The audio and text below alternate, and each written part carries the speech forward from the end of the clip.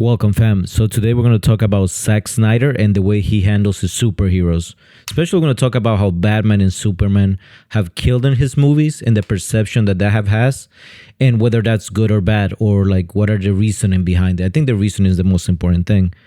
There's a clear perception when it comes to superheroes, especially DC superheroes, that they're held to a higher standard when they do certain things. Like Batman, for example, has evolved into this almost superhero that has one rule that he doesn't kill by any means necessary.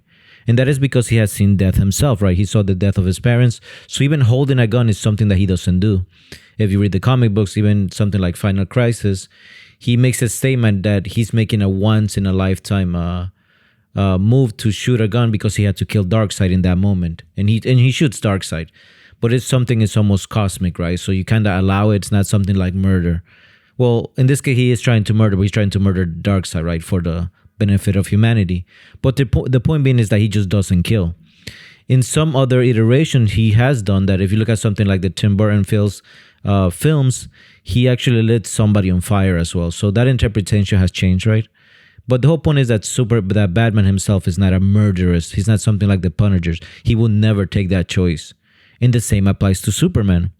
Superman lives by a couple of codes, right? The truth, justice, and the American way. But he also has another one that is like, there's always a way. And there's always a way has always been one of his strongest poetry, right?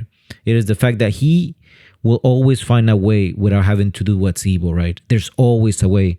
Superman is is impossibility incarnate, basically. When something is wrong, right, and there's no possible way of anybody achieving it, Superman will do it because he is the impossible. He's that impossible choice that says, I am that and I will make it possible, right? Even if the stakes are in absolute darkness. Like everything could be complete darkness and somehow Superman is gonna find a way.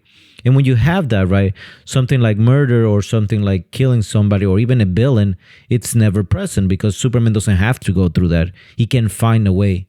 And this teaches this teaches people, humanity. This is his message to the world, like as a comic book icon, that you don't have to cross this line ever. You can always try to be better. And it's something beautiful, right? It's something that has created the character from all ages. They understand the goodness that is Superman.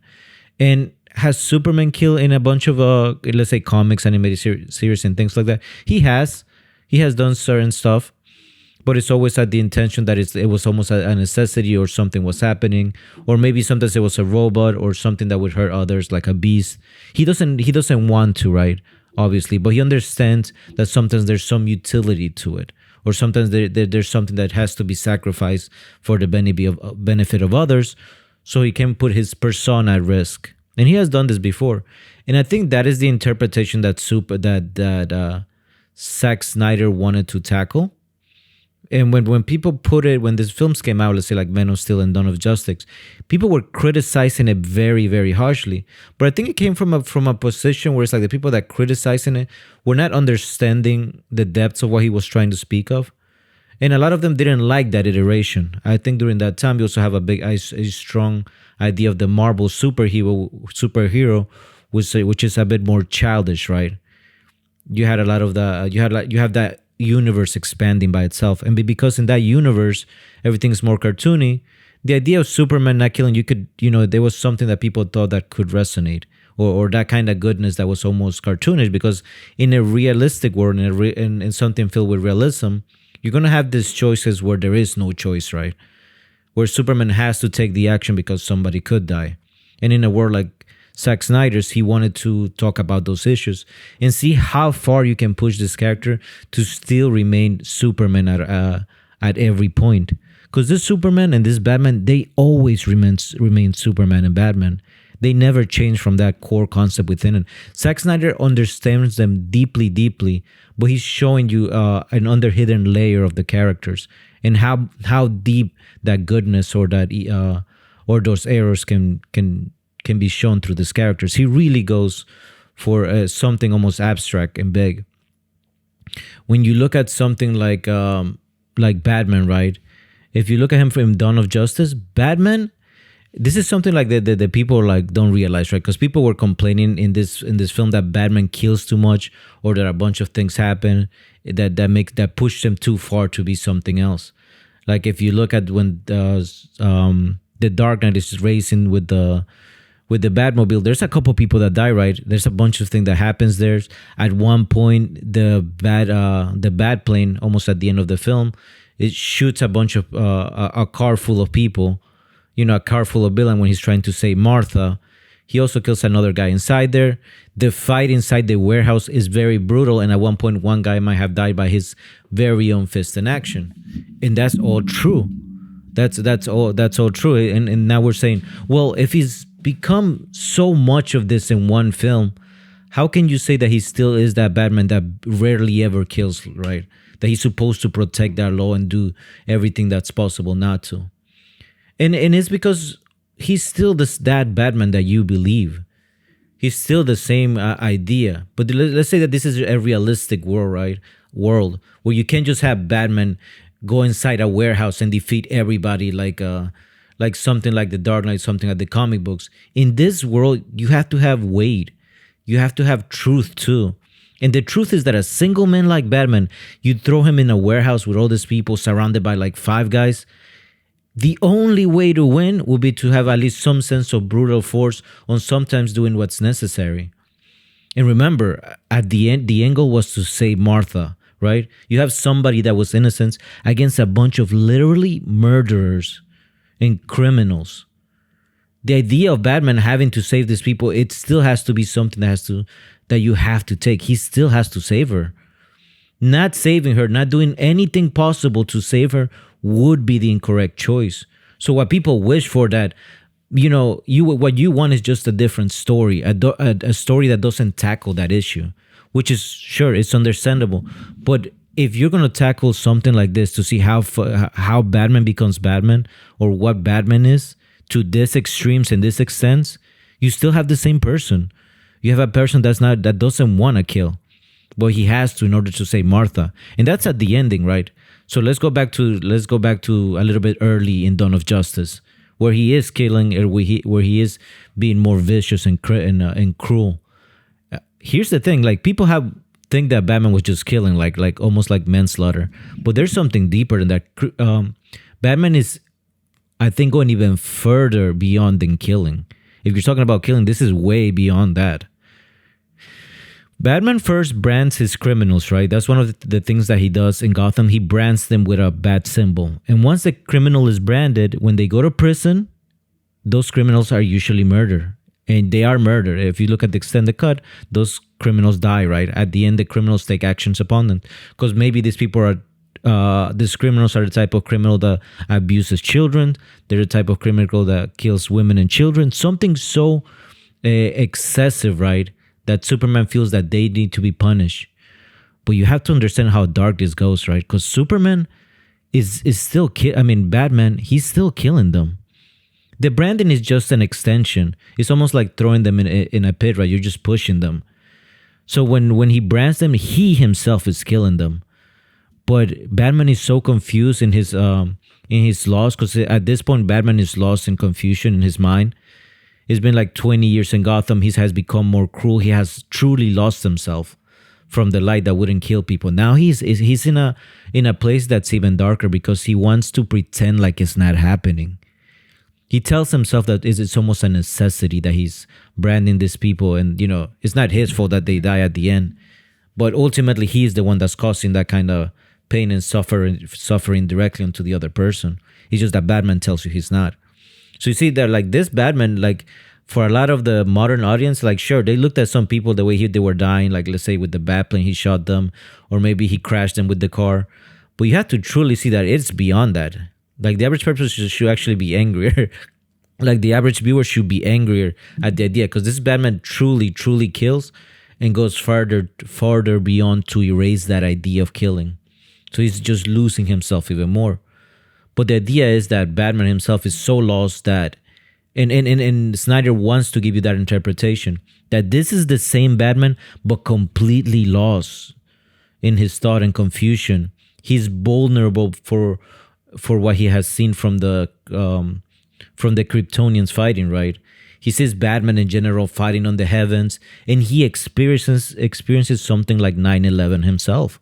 He sees the murder that they created, and now he's realizing that he's completely powerless.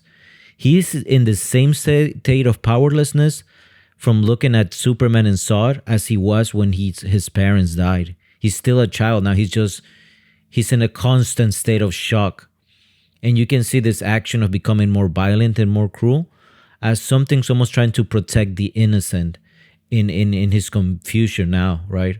He's just so scared and that he's confused that this is the only way that he feels like he has to react. So even when he's killing these criminals and all these other people, it's because he has been driven to that point.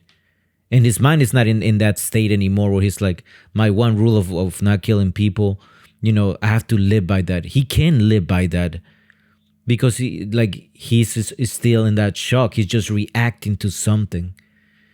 His psyche is completely almost in a moral confusion, breaking his essence. Within Dawn of Justice, there's a bunch of Batman's psyche is being attacked for a bunch of different angles, right? First, he has lived through a Gotham that for 20 years have seemed to only gotten worse, and he feels like he has not been able to accomplish much, right? So he's an older sort of Batman. You also have something like Lex Luthor attacking him directly, and then you have something existential, which is the threat of Superman that he sees because he has seen personally the damage that something like those gods can create.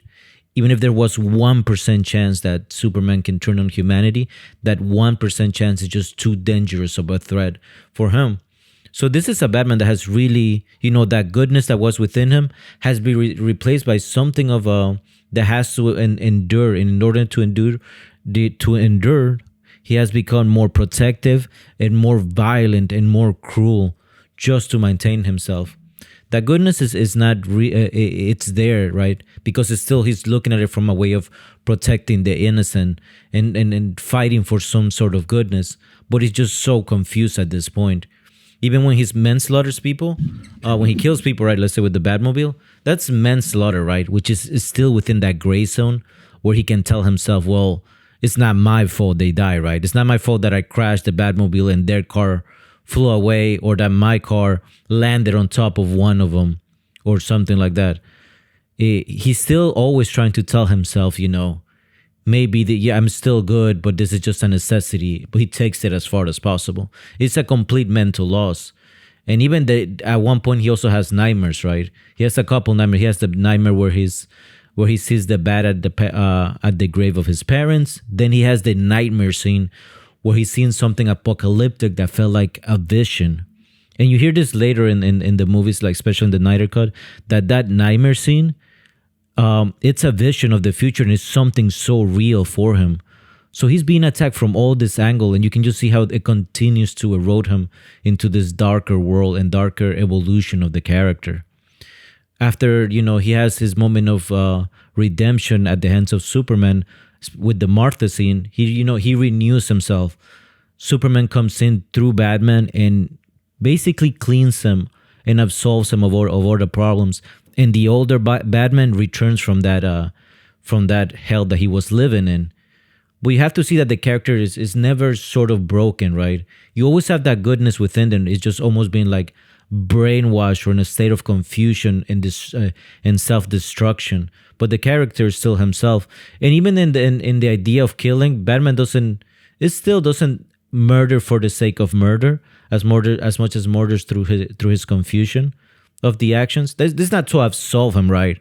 Because when he branded people, he still branded people. And Zack Snyder does want to tell you that he is killing people because he truly is.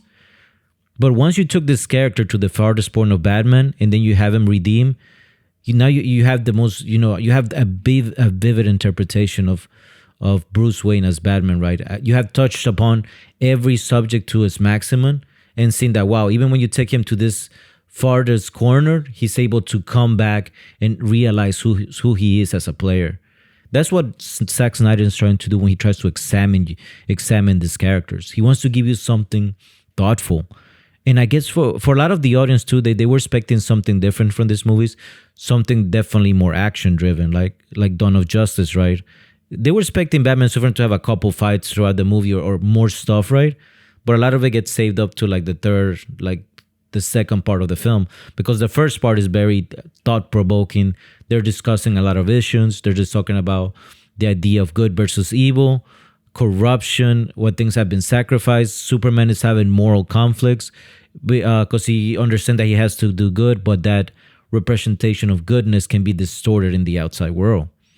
All that comes into play when you're looking at these characters. That's why I think these movies are just so exceptional. Like, they're the best superhero movies, to be honest, because they truly deal with some that they're trying to elevate the characters and have these thoughtful examinations, and not only thoughtful examinations, but this moral and philosophical questions that they all answer. And it's always in the background of the superhero, right? With huge heroics, huge action. It's truthfully magnificent. Okay, gentlemen, and now Superman. Superman also was a character that in these movies he does kill as well, and his the way that he killed, I think, was a bigger criticism than Batman, because Batman you kind of let it slide a little bit because it wasn't to that extent that people would see. It's not like Batman went and stabbed somebody. In here, what Zack Snyder did is what fully present to you Superman killing, right? It's without. There's no smoke screen. There's no confusion. There's none of this. It's just an action that he had to take. And he also makes it so that Superman kills him very brutally, right? Because it's a snap of the neck. It's doing almost the farthest possible action to show you that he is killing. Like, there's no joking around here, right? There's nothing of that. And for this, it's a tougher discussion, right? Because you have Superman, something that in essence he's supposed to overcome everything because he can do the impossible. At one point I remember my favorite writer, Grant Morrison, one of the best Superman writers for comic books, was discussing that he wanted to have Superman. What he would have done is, like, he would have thrown Zod out into the space, and then Superman would have kept punching him until he was outside the solar system, and he would lose powers from the sun, right? And that's how he would have handled that situation in a movie. And sure, like, you could have put that in a movie and maybe the audience would have been okay with it, and it would have been just a Superman movie. But Zack Snyder didn't want to go that route. He wanted this to truly mean something. And again, it's still to have that deep examination of the character, to not be given something as frivolous as saying, just do good. Because good by itself is like something objective that only like an abstract super God would understand. When it comes to human beings, when it comes to actions in the real world, goodness can become something very subjective. Like, the human beings can distort it the way they want it to.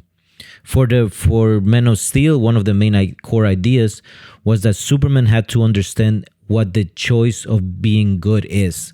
He didn't have to say good, because Pa Kent, his father, right? It didn't tell him just be a good person, have hope, and all this stuff, because that's simple to say, but there's no understanding. There's no real value to the discussion of what is good. Superman had to understand that he himself had to understand what was the choice of doing what's right. At one point, there's in Man of Steel, the children are about to die because they're inside a school bus, and and Clark Kent has to save them, right? And when they're having the discussion with Pa Kent, he brings up the idea of, why did you save these people? Because they gave you away, or should you have let them drown, right? And what Pa Kent is doing, Jonathan Kent is doing, what he's trying to instill the idea, even from his very little, that he has to understand the goodness that he has to do and what's correctly done right. It's not just doing it, but truly understand what he has to do. And why is this important? Because you're raising something that's going to redefine humanity. Something that's going to reshape it in ways that are unbelievable. You're basically raising Jesus. So you have to make sure that he is raised with those perfect moral values. Because obviously this is not Jesus. He would just be a human being with such extraneous power and something that can reshape everything. So you're guiding him in understanding how to make the right choices rather than telling him just to be good, because that could be distorted down the road. That was on Man of Steel. In Dawn of Justice, we see how those choices, like, he's still struggling, because even when he does believe that he he has followed that idea, that ethos. Once he is in in Dawn of Justice, he realizes that even when he does it, the outside world can still interpret that different. So his objective view of being goodness, even though he understands that this is the correct thing, now he has to deal with the fact that even if he has understood the choice, the outside world might disturb it, might distort it, might do different things to it. At the beginning of the film, he's dealing with a crisis, I believe in Africa, right? Or could be the Middle East. I forget where the war takes place. And that becomes a big point in the movie because now they're questioning Superman's actions internationally, right? Even though Superman did what is correct, a lot of the nations now are questioning what Batman does. I mean, what Superman does, and with what context, because that's the complexity of making the right choice of being good. So Superman deals with that a lot in Dawn of Justice. So when we get to the ending of the movie and we're dealing with something like this, the snapping of Zod's neck, what Zack Snyder wanted to do, right? What truthfully show you that something that's taken to its limits, but that he follow along the idea of choosing to do what's correct because he understood what is necessary, even if the outside world would perceive it as incorrect. And look how reality came to be. Us as the audience, when we looked at it, or when a lot of people looked into it, they pointed at Superman as a killer. Oh, in this movie, he goes and kills a person. That's the outside world deciding that this is the new goodness, because in their interpretation, they wanted the Superman that was almost cartoonish, that could just solve this issue. But that's not the reality that we had here. In reality that we had here was something that was a choice that would go wrong, right? That he had to kill because he had to save these people. And the audience now are criticizing this Superman. Well, he could have done something else, and Zod could have gone and killed these people, and Zod even given the possibility, right, in this real scenario. Think about what happens if Zod wins against Superman. It's genocide. It's global Earth genocide. Those are the stakes that are at play. So Superman sacrifices his own integrity, or he sacrifices everything, his own personal idea, to make the jump into saving all of humanity. He's something personal. He's there with the pain of the human beings that he had to murder somebody to do what was necessary. He's something very, very personal. It's like, imagine something having the power of omnipotence. He can do whatever he wants. But in this specific choice, he would have allowed murder to happen to the innocent instead of sacrificing something to save them. Like Superman, and the most beautiful thing, right? I think the most beautiful scene out of that movie is when he cries at the end. Because Superman cries in pain and vulnerability because he gave up so much at that point, right? He truly does not want to kill or anything like that. But he was forced to for the sake of others. But it's still the right choice. When you criticize Superman at this moment that he shouldn't have killed General Zod, that, this is Superman. He should have found a way, right? That's not what this story that we're telling. That's not the story that we want, that was supposed to be told. And that's the interpretation that, sure, you might not like it, but in here, you still have that same Superman that believes in total goodness, a goodness that is not objected by you, is not objected by the audience, but because it's the right thing to do. And in this case, he had to save the family that was about to die. He was pushed to those boundaries, to just such extreme boundaries of morality, and he still remains Superman at the end. Because when he walks away with that scream, that pain, that's a harrowing pain over somebody that he just met, somebody that was an extreme murderer, right? Somebody that wanted to. He says, in some degrees, like, this is very real. General Zod is a super Hitler. He is. Because he wanted to genocide everybody just for the perfect super Kryptonian race. That was the whole idea, that he was this cosmic Hitler, that he wanted to just annihilate everybody. He was the ultimate evil. So Superman had to make that choice against that. Because the very idea that exists, it's criminal. And he understood that this Zod was not going to stop. This is not somebody that you can talk to, say, well, if Superman just talked to his heart and makes him and try to get at his feelings. He might change and be capable of changing his ways, because through the power of friendship, anything is possible. Those ideas can seem extremely childish and irresponsible and lacking of actually human personality. Now you're just creating some empty abstract, like you understand what being good really is. The human being doesn't understand what being good really is. We every human being is flawed to infinity, and finding redemption from sin is almost something impossible, right? Like the human being is always going to be branded as something like that doesn't understand what being good really is, even if it tries. But this Superman understood that you just have to try to be good as much as possible, and in this case, he did what had to be done for the people. It's something very utilitarian, but it's for the greater good. And this is what Zack Snyder wanted to accomplish with these characters. This is not something like Captain America or Iron Man, where it's like Captain America can shoot a bunch of soldiers, or Iron Man can kill almost murderously a bunch of criminals, and it doesn't mean anything, right? That's not oh, he's the good guy, so you kind of let it slide. That's not how this universe works. In this universe, everything has to have some understanding that's extremely, extremely deep about these characters. When Batman was killing, it was through something deep and confusing. When Batman didn't, was something so deep and filled with goodness and selflessness. All these DC characters have a strong weight to it, and Zack Snyder understands that. So now you get something that's bigger, is deeper, that will last generations in discussion. Because think about it, these films came out like a decade ago, and we might have another run at the Zack Snyder universe again, maybe, right?